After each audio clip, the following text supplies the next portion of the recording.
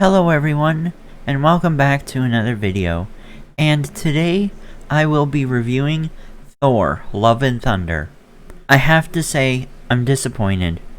I was really excited to see this movie, especially because we were going to get Mighty Thor, and I really wanted to see what they were going to do with her character. And I got to say, overall, this movie just didn't live up to my expectations. I'm going to start off with the good parts, and then I'll get onto the parts I really didn't like. First off, the main villain of this movie is really good.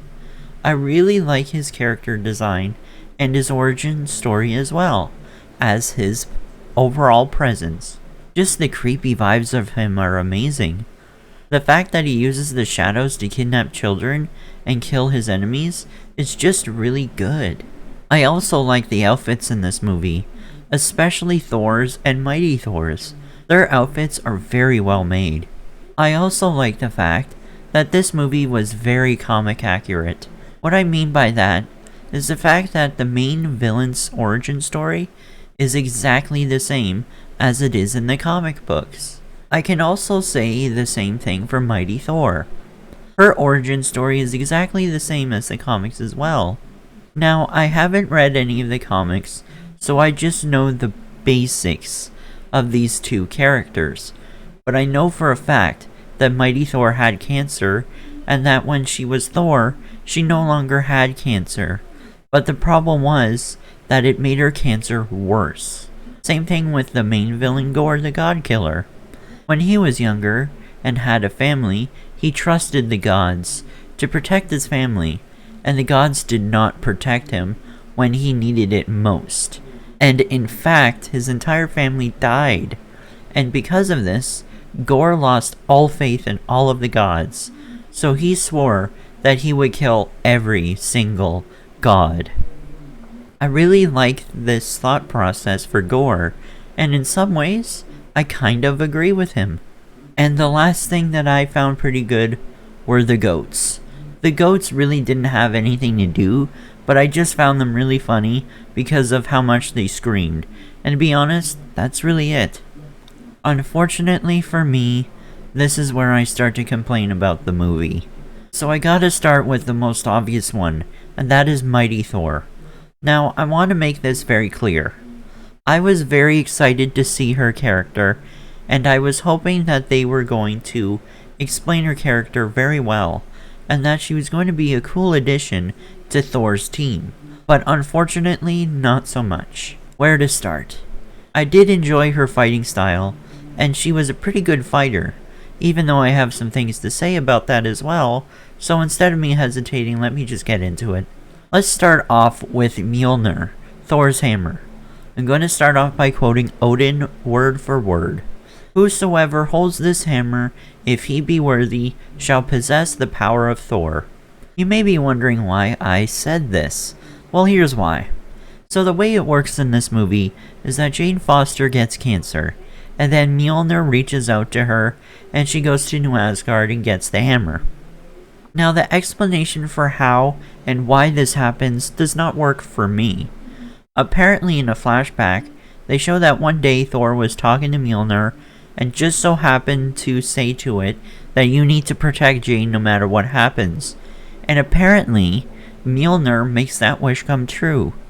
This is why I quoted Odin, because nowhere did it ever say that you shall keep promises to those who wield Mjolnir. That's not what happened. What happened was that he said that you need to be worthy to hold the hammer. And now, in what world is Jane worthy of the hammer? Let's say for the sake of argument that she was worthy of the hammer. If she was worthy of the hammer, then how did the hammer fix itself and be used again? The reason why I mention this is because later on in the movie, Thor does actually lift Mjolnir again, meaning that he is still indeed worthy of the hammer. When the hammer was broken though, he was not able to call for it, and it was broken. So why is it that when Jane Foster calls for it, that it fixes itself, but when Thor calls it, it doesn't? Technically, Thor is one of those people who can wield the hammer because he is worthy, and Jane is not. So why can Jane fix it but not Thor? The other thing that is the old argument of, well, she just became Thor, so how can she fight like that? I'm going to be one of those people and say, yeah, how is she suddenly so good at fighting with the hammer? I will admit it was really cool to see her fight, and to see how she used the hammer, but how is she so good at using the hammer and fighting with it? They didn't show a training montage, they didn't show her fumbling when she was using the hammer, nothing. She just suddenly knew everything about being Thor and how the hammer worked. The one argument I can see is the fact that Mjolnir speaks to them through their mind, but it's never been directly said that Mjolnir can communicate with the wielder. Enough about Jane. Let's talk about the main villain. I'm gonna settle this argument right now. This is not the best villain in the MCU. I know that's a very controversial statement, but the director and everybody else saying that this is the best villain we've ever seen is wrong in my opinion. He's not the best villain for a reason, and it's not the reason that you would think of, but it's the fact that he just wasn't in the movie for a lot of it. The scenes that he was in were the best scenes of the movie, and I feel like they didn't use him enough, and they should have shown more of his story than anyone else. This character seems like a genuinely creepy character, and I feel like we should have gotten more out of him. Genuinely, one of the easiest things they could have done was actually showing him killing gods. Yes, you can say that he killed the god in the beginning of the movie, but that was the only god that he killed that we saw on screen. They definitely showed pictures of the aftermath of him killing the gods, but they never actually showed us him killing gods. I just feel like if you want a villain to live up to the name God Killer, then you should at least show him killing 3 gods, in my opinion. I feel like if they showed us actual scenes with him fighting legit gods, that would have raised the stakes more for this movie. To me, it just felt like such a waste of a villain, because Christian Bale played this character so well, and his character is so cool, and they just didn't have enough time for him. This movie would have been so much better if it was like 2.5 to 3 hours long, so they would have shown more of the villain. Another thing that bothered me was when we met Zeus. In all honesty, I thought Zeus was a pretty cool character, and I really wish we got more out of him, especially considering he was played by Russell Crowe. I actually really liked this version, because he was genuinely a bad person, and that's what gods in Norse mythology are like. Egotistical jerks that don't care about anybody but themselves. And that's what it seemed like Zeus was in this movie, which is great. Let me provide some backstory before I complain about this part. So apparently Gorr the God Killer wants Thor's hammer, Stormbreaker. The reason why he wants the hammer is because in order to unlock Eternity, he needs to use the Bifrost as a key. The reason why he wants to unlock Eternity is because Eternity will grant any wish that you have, and his wish is to kill all gods. In order to defeat Gorr, Thor needs to go to Zeus to borrow his army to fight Gorr. He goes to Zeus saying that this will be the end of all gods, and we need to protect the gods. That's great and all, but apparently, Thor thinks that in order to save the gods, then you must kill the gods. Because when Thor is told no by Zeus, Thor and his friends start beating everybody up because they think they can take Zeus's weapon from him. I think that's a pile of bullcrap, considering that Zeus is one of the most powerful gods to ever exist. So for them to think that they can even touch him, let alone steal his weapon, is crazy. After all the fighting happens, Zeus throws his weapon at Thor, and Thor throws it right back. It goes right through his chest, killing him. Or so we thought, but that's later. I'm sitting in the theater thinking, why did he just kill Zeus? Thor was fangirling over Zeus literally minutes before he killed him. Later on in the movie, we finally get Mighty Thor. Thor and Valkyrie fighting Gorr. In the final moments of the battle, Gorr stabs Valkyrie in the back, and we are to assume that she dies. But she doesn't die. So earlier I mentioned Zeus and them taking his weapon, so they end up taking his weapon, and Valkyrie uses this to fight Gore.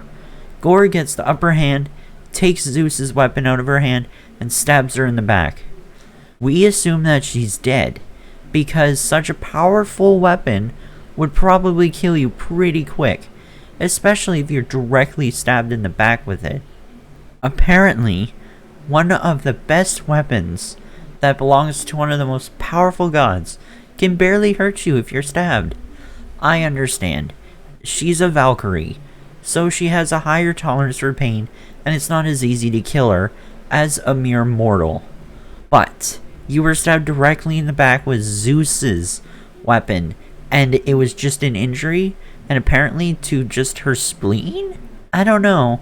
Marvel just seems too scared to kill their heroes, and because of this, it takes you out of the movie. This comes with a whole other problem with Marvel nowadays.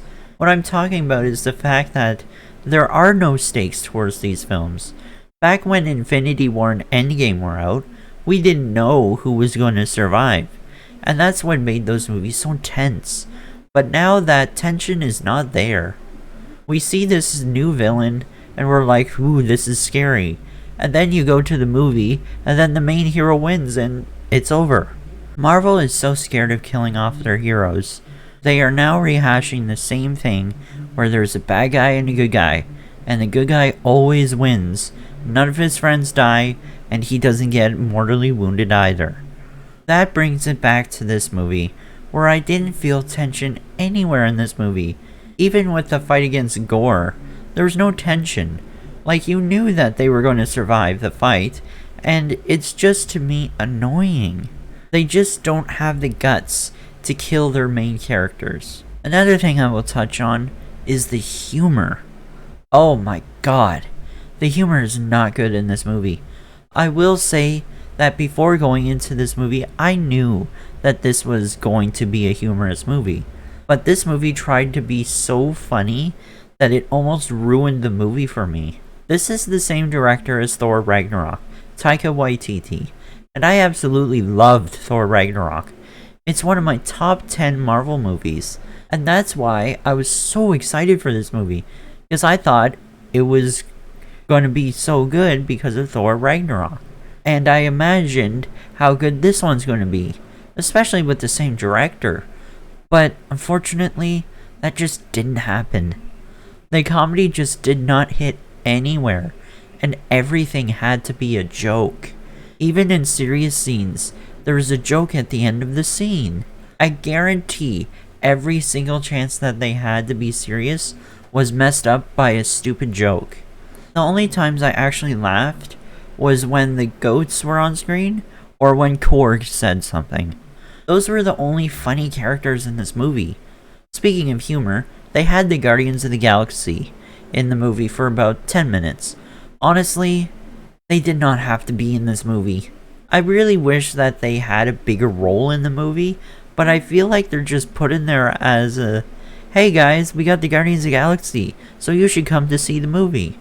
It didn't work, and they were just put in there for comic relief. They didn't do anything. I really wish that Marvel would not just put heroes that we all enjoy in a different movie just because. I know, I keep on rambling, but I just need to get this out. At the beginning of the movie, the way Thor was acting towards other people proved Gore the God Killer's point. I'm going to say at the beginning of the movie that Thor was acting like an asshole. Let me set the scene. So at the beginning of the movie, the Guardians of the Galaxy are fighting a bunch of owl-looking beings, and they were struggling. And Thor was just sitting somewhere else meditating, not even trying to help the Guardians of the Galaxy. When Thor finally decides to help them, he tells everybody to step aside, throws his jacket onto the people he's trying to help, and then he kills everyone and destroys the entire palace that they were trying to save. Now, wouldn't a really nice and thoughtful God think about the fact that they wanted to not destroy their home, and to have minimal amount of casualties to their own people, and to just get rid of the enemies while not crapping on the people who are trying to help? It just made it seem like Thor didn't really care. and he only likes the fact that he was the only one that did everything. To top it all off, at the very end of the scene, he walks up to the guys he just saved and says, "Look at the teamwork we just did." I know you're going to say that, oh, you're just being cynical about it, it's not really a big deal, but to me it is a big deal. The worst thing about this entire scene was this scene was only put in the movie for a joke. Just the way it was shot and the way their lines were said just made it feel like the whole movie, and this scene especially, was just a punchline to a joke. I know that sounds very harsh for this movie, but this movie felt like a punchline. We also get 2 post-credit scenes, and I didn't really feel emotion to these scenes. The first post-credit scene confirms to us that Zeus is still alive, and he sends his son Hercules to find and kill Thor. The second post-credit scene is showing Jane Foster entering Valhalla. Having Hercules is cool and all, but my problem with that is the fact that we know Hercules is going to lose and Thor is going to win. So that's why I really don't feel anything for that scene. But I just don't know, guys. I just really wanted to enjoy this movie, but I'm very disappointed.